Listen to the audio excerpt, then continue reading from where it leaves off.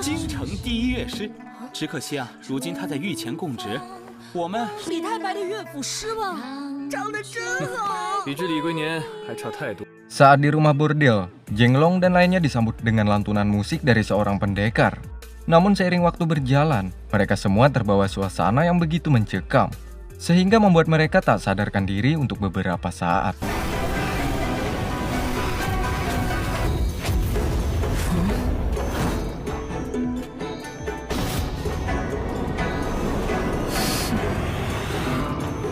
Ternyata mereka terkena sebuah ilusi dari seorang wanita yang memakai penutup mulut.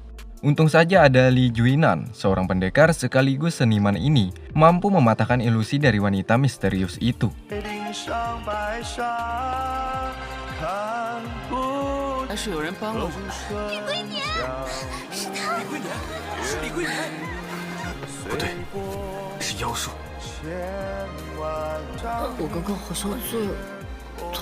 Sementara rencana monster iblis telah gagal malam ini, dan mereka memiliki cara lain untuk membuat huru-hara di kota Chang'an. Sesaat pulang dari rumah bordel, Jenglong dan lainnya berpapasan dengan Qinwo, di mana Qinwo memasang wajah sedikit aneh dari biasanya. By the way, Qinwo dulunya adalah rekan Jenglong saat masih menjadi pasukan Longwo. Pagi harinya, Jenglong mendapat kabar dari Huang Shaoqing bahwa di kota Chang'an telah terjadi pembunuhan berantai. Huang Shaoqing menyuruh Jenglong dan lainnya untuk menyelidiki kasus pembunuhan ini, di mana pada malam tadi telah terjadi 12 kasus pembunuhan. Salah satunya si pandai besi membunuh istrinya sendiri dengan cara tragis, yakni dengan memahat kepalanya sampai mati. Jenglong berpendapat bahwa kasus ini adalah sebuah provokasi, sehingga ia menyuruh Atai, Yongxi, dan Muyagin untuk menyelidikinya.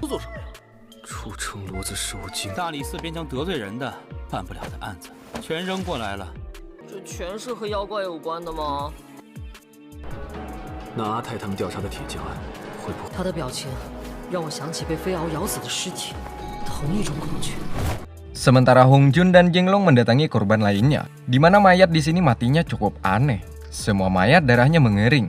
Bahkan bekas luka pada leher mereka yang ditusuk tak ada sedikit pun darah yang keluar. Semua mayat di sini matinya dengan luka yang sama, yakni terkena tebasan di leher menggunakan sebuah pedang. Jenglong kemudian menelaah hingga ke dalam, di mana ia berpendapat kasus ini bukanlah olah dari manusia, namun dari sang monster iblis.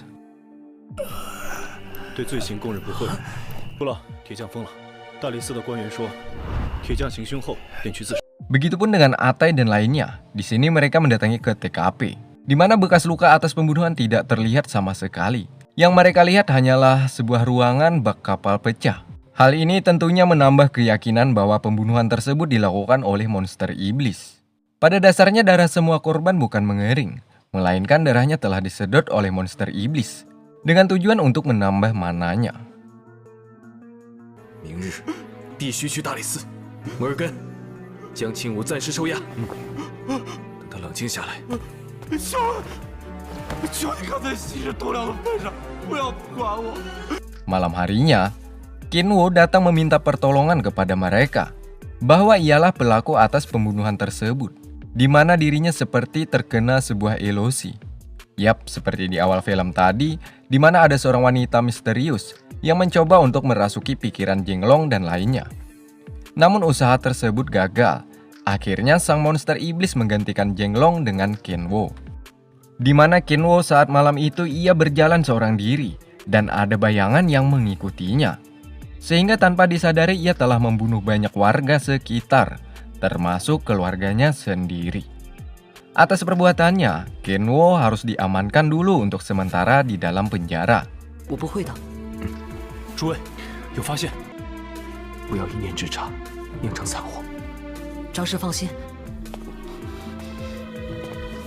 Besok harinya mereka kembali menyelidiki rumah bekas pembunuhan tersebut, di mana Hong Jun merasakan aura kebencian pada sisa bercak darah yang ada di sini. Selain itu mereka juga menemukan sisik naga yang mengkilap.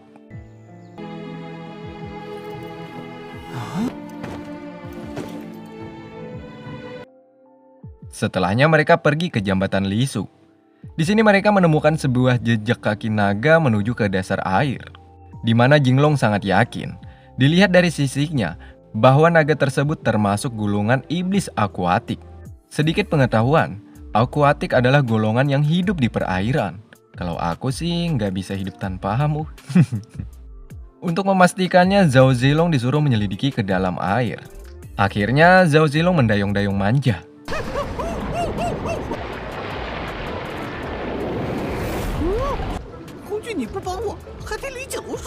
Saat di sini ia melihat sebuah bayangan seekor naga yang melintas di bawahnya. Dan benar, Zhao Zilong kemudian mengungkapkan kepada Jenglong bahwa di sana ada sesosok naga besar yang telah menghancurkan beberapa bebatuan.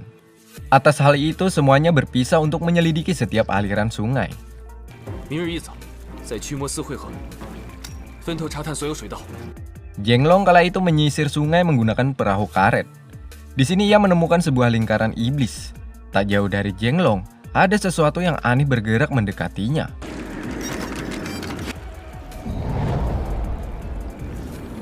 Dan Jenglong telah menghilang. Hong Jun pergi ke sebuah kuil yang tak jauh dari tepi sungai. Kuil ini sepertinya sudah lama tak dipakai lagi. Dan lagi Hong Jun menemukan sisik naga juga bekas kakinya. Atas rasa penasarannya, Hong Jun mencoba untuk masuk ke dalam. Sementara Zhao Zilong ia tak berani untuk ikut masuk. Zhao Zilong memilih pergi meninggalkan Hong Jun seorang diri. 你等我去叫李启龙他们来帮忙。前面是地下河。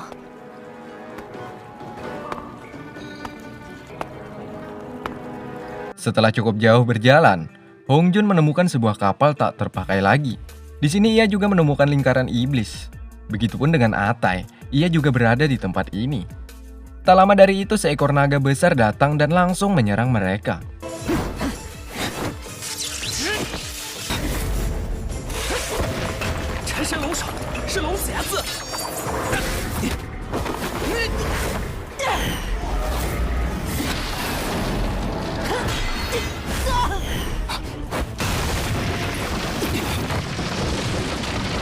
Atai dan Hong Jun sedikit kewalahan menghadapi naga tersebut.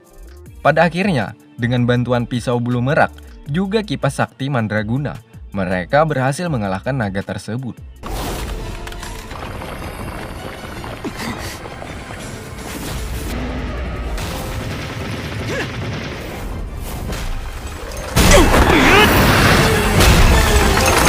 Sedangkan Yongxi dan Muyagin, mereka mengikuti aliran air. Kemudian mereka dikejutkan dengan keadaan Jenglong yang begitu aneh. Dan mereka bertiga pun seketika menghilang. Siang harinya, Hong Jun dan Atai menunggu di kediamannya, di mana ketiga temannya tak kunjung melihatkan batang hidungnya. Di sini mereka berdua mulai curiga bahwa Jenglong dan lainnya telah tertangkap oleh para monster iblis. Mereka juga menyangka bahwa jejak dari sisik naga dan lingkaran sihir tersebut adalah sebuah jebakan untuk menuntun mereka agar semuanya terseret masuk ke dalamnya. Akhirnya mereka memutuskan malam nanti untuk mencari keberadaan mereka.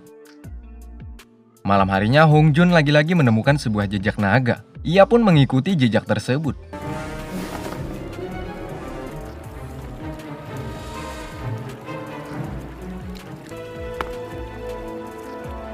Dan terhenti di lingkaran sihir. Lingkarannya semakin membesar, membuat Hong Jun semakin penasaran. Tiba-tiba, ia pun terseret masuk ke dalam.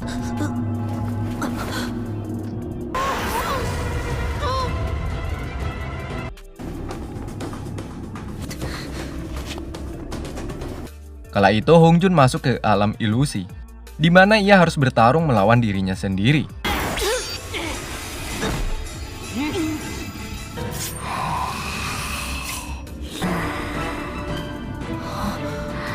Bukan itu saja, ia juga melawan bayang-bayang dari Jenglong.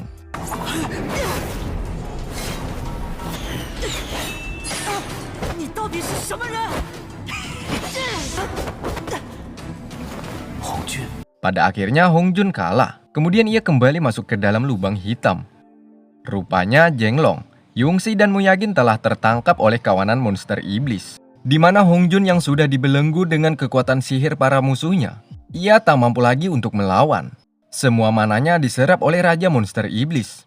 Meskipun Jenglong mencoba untuk menghentikannya, namun usahanya hanyalah sia-sia. Hal mengejutkan terjadi. di mana Raja Monster Iblis tersebut tidak lain tidak bukan yakni Nyonya Gao. Mereka semua pun terkejut setelah mengetahui hal ini. Rupanya rencana Nyonya Gao ini sudah ia jalankan 10 tahun yang lalu, hingga sampai berada di titik ini. Selain itu, Nyonya Gao juga ingin membalaskan dendam kepada Hong Jun, di mana saudaranya dulu telah dibunuh oleh mendiang ayahnya Hong Jun, yakni Kong Xuan. Nyonya Gao ingin Hong Jun juga merasakan apa yang dirasakan saudaranya dulu. Selain itu, Nyonya Gao juga mampu menyulap bawahannya menjadi apa saja yang ia mau. Tetapi dengan satu syarat, ia harus mendapatkan darah orang tersebut agar kemiripannya sama persis dengan yang asli. Atas tertangkapnya Jenglong dan lainnya, hal itu memudahkan untuk melakukan apa saja yang mereka inginkan di kota Chang'an. Selanjutnya Nyonya Gao akan menggantikan Kaisar Jixing sebagai Kaisar China. Sementara Atai ia bertemu dengan kawanan monster iblis. Di sini ia bertarung mengeluarkan seluruh tenaganya. Saat di pertarungan itulah, tiba-tiba Li Juinan datang membantu Atai untuk mengusir para monster iblis tersebut. Sampai di sini, sosok Li Juinan masih menjadi tanda tanya. Siapa dan sehebat apakah dirinya? Dan tibalah saatnya pembalasan dendam Nyonya Gao kepada Juriat Kong Xuan. Di sini ia ingin menghabisi nyawa Hong Jun. Tiba-tiba, Nyonya Gao mendapatkan sebuah pesan melalui indera perasanya bahwa ada tugas lain yang harus diselesaikan, sehingga Nyonya membatalkan aksinya. Nyonya kemudian menyuruh Kuang Zi untuk menjaga mereka. Hong Jun sempat disiksa oleh Kuang Zi.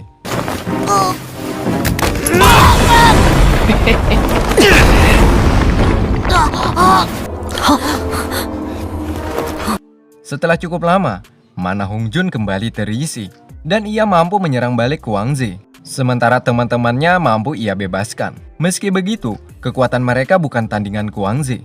Hong Jun dan lainnya harus puntang-panting menahan serangan dari musuhnya tersebut.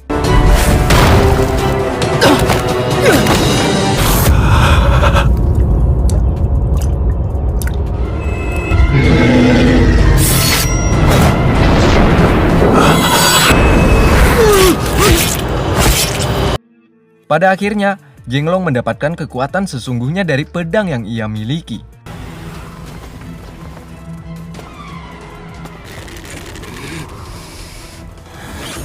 Atas kemarahannya, Jenglong berhasil mengalahkan Kuang Zi hanya dengan 1 kali serangan.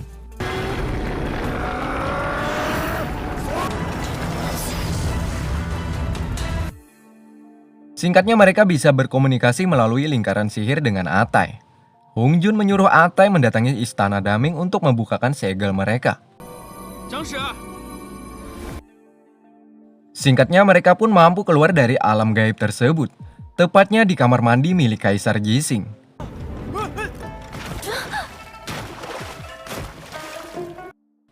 Awalnya Kaisar Jixing marah akibat tingkah laku mereka.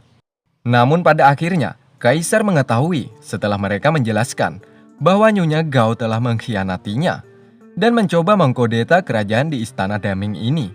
Saat itu jugalah Nyonya Gao datang beserta prajurit yang sudah terkena mantra dari sang nyonya, sehingga perkelahian terjadi.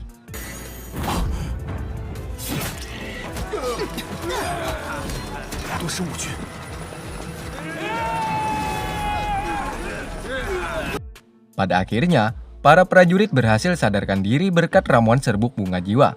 Hal itu membuat Nyonya Gao semakin marah. Ia pun berubah menjadi seekor rubah raksasa yang berdiri di atas gerbang. Sambil berkata, alur cerita Donghua yang berjudul Legenda Eksorsisme Season 1 tamat. Ikah.